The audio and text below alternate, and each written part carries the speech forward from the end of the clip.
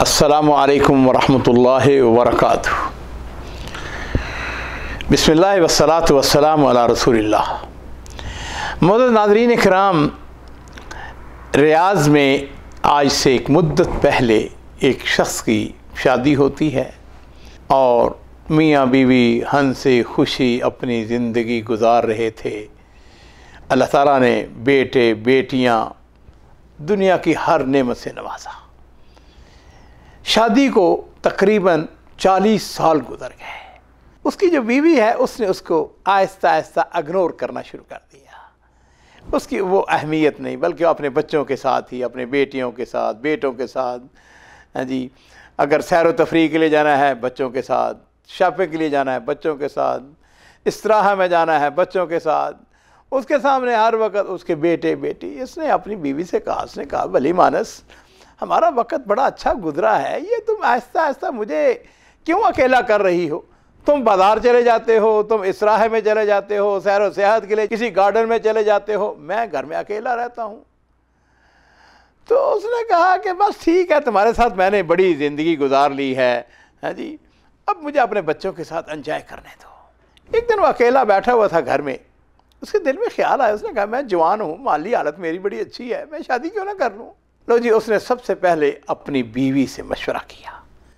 कहने लगा भली मानस, तुम्हारे पास तो मेरे लिए वक्त नहीं है, तुम अपने बच्चों के साथ एंजॉय कर रही हो, तो क्या ख्याल है मैं शादी ना कर लूँ? उसने समझा कि मजाक कर रहा है। उसने कहा अला कैफक, जैसे तुम्हारा जी चाहे करो, मर्जी है तुम्हारी।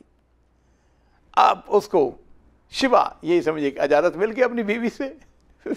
उसने जाके किसी अच्छे घराने के अंदर उसने रिश्ता भेजा, रिश्ता कबूल हो गया। लो जी, उसकी शादी हो गई। शादी होने के बाद वो सबसे पहले उसने अपनी पहली बीवी के पास उसने आके जाकर कहा भली मानस, मैंने शादी कर ली है। उसने कहा तूने मेरे ऊपर सौकन लेके आ गया है, शादी कर ली है? उसने कहा भली मानस, मैंने तुमसे पूछा तो था, तुम्हारी रजामंदी से शादी हुई है, तुमने इजाज़त दी थी तो मैंने शादी की है। लो जी, घर के अंदर इनकलाब आ गया, बच्चे खिलाफ, बेटियां खिलाफ, वो खुद जो है अपने खामद के सख्त खिलाफ। अब उसके मज़े हो गए, दूसरी बीवी उसको मिल गई थी, उसके घर अलहदा था ऑफ कोर्स। अल्लाह ताला ने उसको दूसरी बीवी से 1 साल के बाद कमोवेश अल्लाह ताला ने उसको बेटा अता किया। लो जी, हालात जो हैं अपनी डगर पे चलते रहे, बच्चे उसके जवान हो चुके थे, शादियां हो गईं। ये जो दूसरी बीवी से बच्चा था, ये माशाअल्लाह जब 20-21 साल की उम्र हुई तो ये यूनिवर्सिटी में पहुंच गया। घर के मामलात जो हैं वो बड़े अच्छे तरीके से चल रहे थे। इसकी उम्र भी तकरीबन 80 साल हो गई। लो जी, अचानक इसको बीमारियाँ, ज़ाहिर बात है, हॉस्पिटल में गए तो हॉस्पिटल वालों ने कहा कि तुम्हारे गुर्दे फेल हो चुके हैं, अब इसका एक ही इलाज है और वो ये है कि गुर्दे तब्दील किए जाएं। उसके लिए ये है कि गवर्नमेंट को लिखा, दीवान मल्की से मुआफ़क़त आ गई कि फ़लाँ मुल्क, यूरोपीय मुल्क जो है वहाँ पर इसका इलाज बेहतरीन इलाज है, लेकिन उसके लिए डोनर होना चाहिए। उसने अपने बच्चों से बात की, पहले बीवी से 4 बेटे थे, उन्होंने कहा कि जी हम तैयार हैं, हम अपना गुर्दा देने के लिए तैयार हैं। चारों ने कहा, चारों ने पेशकश की। लो जी, किस्सा मुख्तसर ये है कि हॉस्पिटल वालों के साथ तनसीक सारा कुछ होने के बाद वो चारों बेटे जो हैं कहने लगे कि अबू हम आपके साथ चलते हैं, जिसके टिश्यूज़ आपके साथ मिल गए तो वो अपना गुर्दा दे देगा। उसने कहा ठीक है। वो चारों बेटे उसके साथ चले गए। हॉस्पिटल में जब वहाँ वो पहुँचे उस मुल्क के अंदर, तो उन्होंने आते ही सबसे पहले यह काम किया कि एक अफ्रीकी आदमी को, जो कि तीनों ज़बानें जानता था, अरबी ज़बान जानता था, इंग्लिश ज़बान जानता था और उस मुल्क की जो ज़बान थी उसको भी जानता था, उसको उन्होंने बतौर मुलाज़म कह लीजिए, खादम कह लीजिए, हाँ जी, उसको हायर कर लिया। अब जो चारों बेटे थे उन्होंने अपने अपने टेस्ट दिए, चारों के टेस्ट जो हैं वो ओके हो गए, चारों के टिश्यूज़ जो है अपने वालिद के साथ मिलते थे, यानी गोया उन चारों में से कोई भी एक चाहता तो वो अपना गुर्दा डोनेट कर सकता था। जिस वक़्त वो डेट समझ लीजिए कि करीब आती चली गई, तो एक दिन उन बच्चों ने कहा अबू ज़िंदगी मौत का पता नहीं है, यानी ये जो देना होता है गुर्दा, ये भी इतना आसान नहीं होता। हमारे वहाँ पर कुछ काम है मामूली, कुछ पेपर हैं, कुछ दख्शत, कोई वसीयत, कोई फ़लाँ व फ़लाँ चीज़ें, तो हम ऐसा है कि हम वापस जाते हैं, हम हफ्ते 10 दिन के बाद वापस आ जाएंगे, तो फिर यहाँ पर आपका वो ऑपरेशन हो जाएगा। उसने कहा ठीक है, कोई बात नहीं है। लो जी, वो चारों वापस चले गए। इस दौरान में वो जो दूसरी बीवी से बच्चा था, उसके यूनिवर्सिटी में इम्तिहानात थे, वो इम्तिहानात ख़त्म हो गए। जब उसको पता चला कि मेरा बाबा अकेला है, तो उसने फ़्लाइट पकड़ी और वो अपने बाबा के पास आ गया। 1 दिन गुजरा, 2 दिन गुजरा, उसने कहा बाबा ये आपका ऑपरेशन क्यों नहीं हो रहा? उसने कहा कि वो तुम्हारे भाई जो हैं वो डोनर हैं, वो सऊदी अरब चले गए हैं वापस, लेकिन वो हफ्ते 10 दिन के बाद आएंगे। इससे कहा बाबा मैं क्यों ना अपना गुर्दा आपको पेश कर दूं, मैं भी तो आपका बेटा हूं। उसने कहा बेटा तुम अभी बिल्कुल जवान हो, अभी यूनिवर्सिटी में पढ़ रहे हो। उसने कहा नहीं नहीं बाबा, मैं भी दे सकता हूं, इसमें कौन सी बात है। असरार अनकार बाबा ने कहा ठीक है, तुम्हारी मर्जी है बेटे, जैसे तुम चाहते हो। और यहाँ पे नाज़रीन इकराम ये बात समझ लीजिए, बिर्रुल वालिदैन, वालिदैन के साथ नेकी करना, सिला रहमी करना, ये बहुत बड़ा अजर अजीम है। बेटे ने वो हॉस्पिटल वालों के टेस्ट होते हैं, वो टेस्ट जो है वो आपस में मैच कर गए।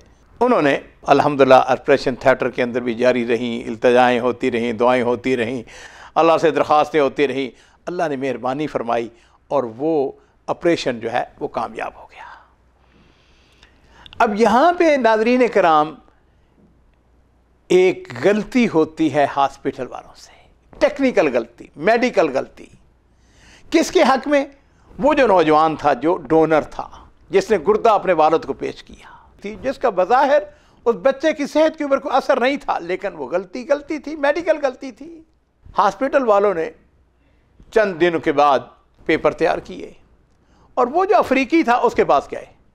अफ्रीका से जाके कहा कि तुम दस्तखत कर दो या ये जो अपने मालकान हैं इनसे दस्तखत करवाओ। जिस वक्त उसने रिपोर्ट पढ़ी, तो रिपोर्ट पढ़ने के बाद कहने लगा मैं कैसे दस्तखत कर सकता हूँ।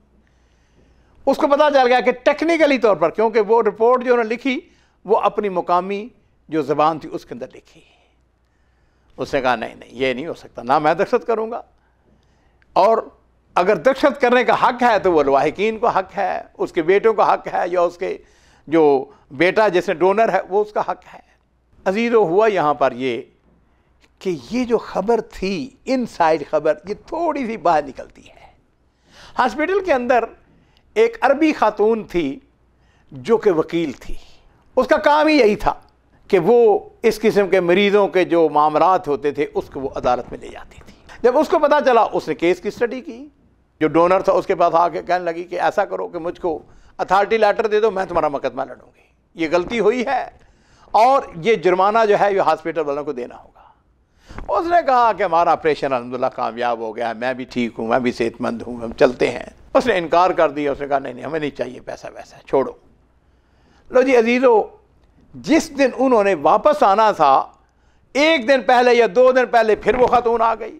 वो वकील जो थी वो आके कहने लगी कि अभी भी तुम्हारे पास वक्त है, सिर्फ तुमने ये करना है, अपने सफारत खाने में जाकर वो जो अथॉरिटी लेटर है जो मेरे नाम दोगे उसके ऊपर सफारत खाने की मोहर लग जाए, और फिर उसके बाद ना मैं तुमसे कुछ मुतालबा करती हूँ, हाँ अगर तुम केस जीत गए तो फिर उसमें मैं हिस्सा अपना लूँगी। उसने कहा ठीक है।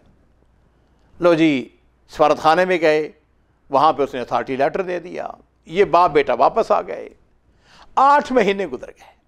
8 महीने गुजरने के बाद एक दिन वो जो वकील थी उसका फ़ोन आ गया। उसने कहा सुनो, तुम्हें मुबारक हो कि अल्हम्दुलिल्लाह हमने वो मुकदमा जीत लिया है और एक इंतहाई ख़तीर रकम वो हमको मुआवजे के तौर पर मिली है, तुम मुझको अथॉरिटी दे दो, मैं तुम्हारे अकाउंट में वो पैसा यहाँ से भिजवा दूँगी। अजीज़ो वो रकम कितनी थी? बहुत बड़ी रकम थी। इतनी सी बात है इसमें कि वो जो वकील थी उसको $2 लाख मुआवजे के तौर पर मिलते हैं। ये बहुत बड़ी रकम जिस वक्त इसके अकाउंट में आती है, जो डोनर जो था, तो उसने क्या किया, अपने वालिद के पास चला गया। उसने जाके कहा वालिद मोहतरम ये देखिए अल्लाह ताला ने मुझको सिला रहमी का बदला दिया है। वालिद ने उसको दुआएं दी। उसने कहा अब्बा जान ये सारी रकम आपकी है। उसने कहा बेटे नहीं, ये रिज़्क है जो अल्लाह ने तुमको दिया है, सिला रहमी के नतीजे में दिया है। मेरे माँ बाप कुर्बान हो, नबी करीम सल्लल्लाहु अलैहि वसल्लम ने इरशाद फरमाया है, मन अहब्बा अन युबसत लहू फी रिज़्क़िही व युनसा लहू फी असरिही फलयसिल रहमहू। जो शख्स ये चाहता है कि उसके रिज़्क़ के अंदर अजाफ़ा हो और उसकी उम्र लंबी हो, उसको चाहिए कि वो सिला रहमी करे।